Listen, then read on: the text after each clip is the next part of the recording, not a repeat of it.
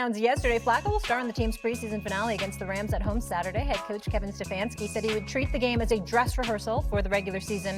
Flacco did not play in Cleveland's first 2 preseason games. So taking a look at that crowded quarterback room there, Dillon Gabriel led the Browns on 3 scoring drives this weekend. Shedeur Sanders did not play because he's dealing with that oblique injury, but had 2 touchdown passes in the Browns' first preseason game and put everyone on notice. Canty, how important is it for Shedeur to play in the preseason finale when we talk about his future? It's absolutely critical because the Cleveland Browns brass needs to be comfortable enough with Shedeur as their backup quarterback to move on from one of the guys that they have in their room. Now, it feels like the odd man out would be Kenny Pickett. He's a guy that they traded for this offseason.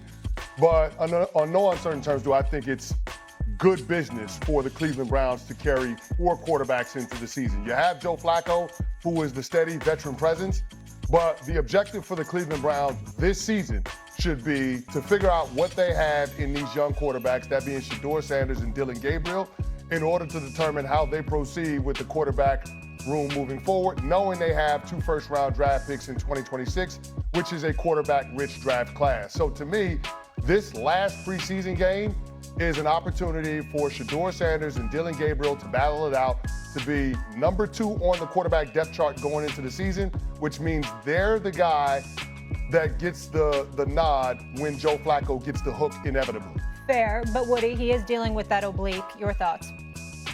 Yeah, listen, he's definitely dealing with the oblique, and you know, but that's just part of the sport.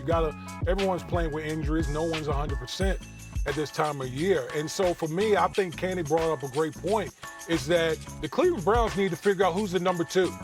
Okay, we know Joe Flacco's entrenched as number 1. Who's going to be number 2? Who's going to be the guy when Joe Flacco, who's, by the way, 40 years old, okay, and inevitably with these quarterbacks, they get injured. Who's going to be the guy that's going to step in and possibly take that? And I think Shedeur, both of those young guys, both Shedeur and Dillon Gabriel, I thought acquitted themselves very well. So at somehow, some way, with the remainder of the preseason, he has to somehow separate himself to become the number 2 guy, because that's the easiest avenue to get on the field when there's an injury at the quarterback position. So I would lean toward, yes, he needs to play in this last preseason game. Not only play, but acquit himself well in order to win that backup quarterback spot.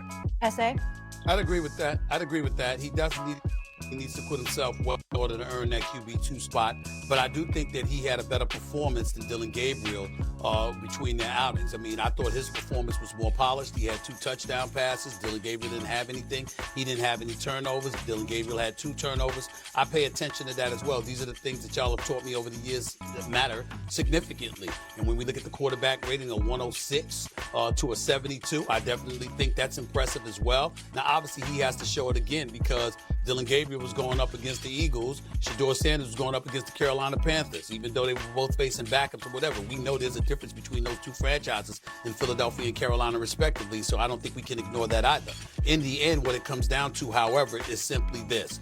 You need a definitive number 2. And I got to tell you where I disagree with you, CC. I don't have a problem with the Cleveland Browns carrying 4 quarterbacks. And here's the reason why. Because when you talk about somebody over the age of 40, only 6 quarterbacks over 40 have started double-digit games in the season. Warren Moon, Vinny Testaverde, Brett Favre, Tom Brady, Drew Brees, and Aaron Rodgers. That's about it.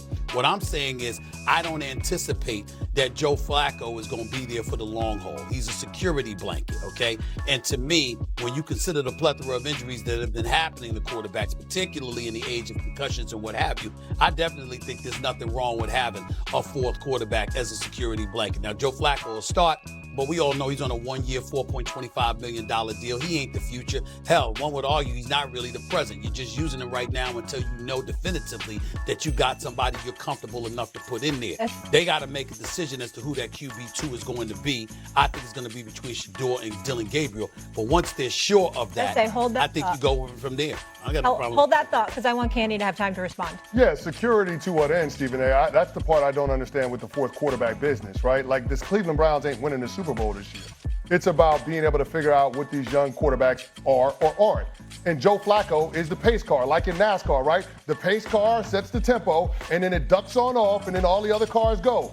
Well, that's what we're waiting for whenever the Cleveland Browns decide to take Joe Flacco out of the lineup, or if Mother Nature does that due to an injury, and we're not hoping for that.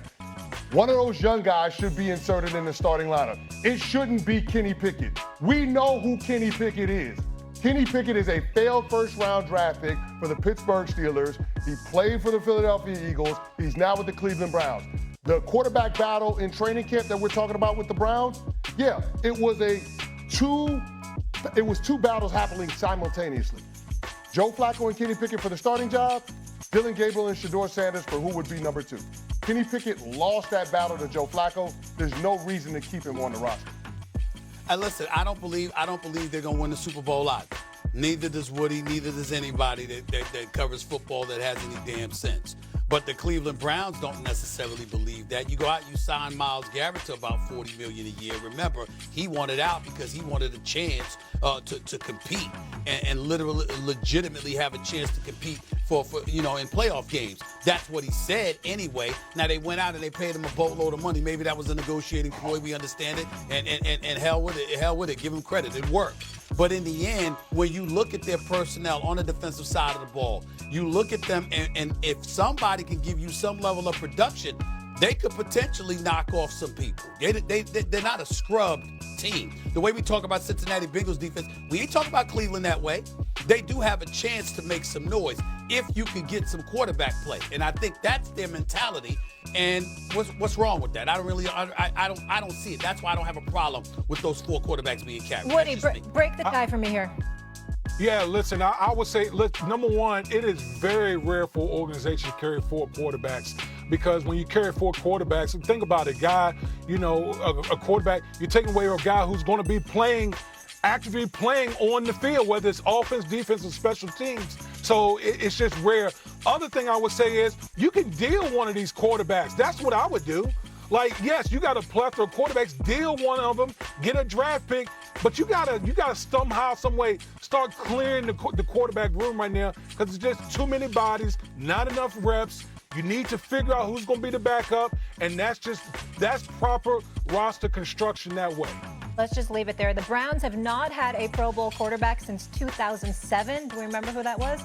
Derek Anderson. Yeah, exactly. Yeah. The longest active drought in the NFL. We'll leave it there when we get in Cleveland.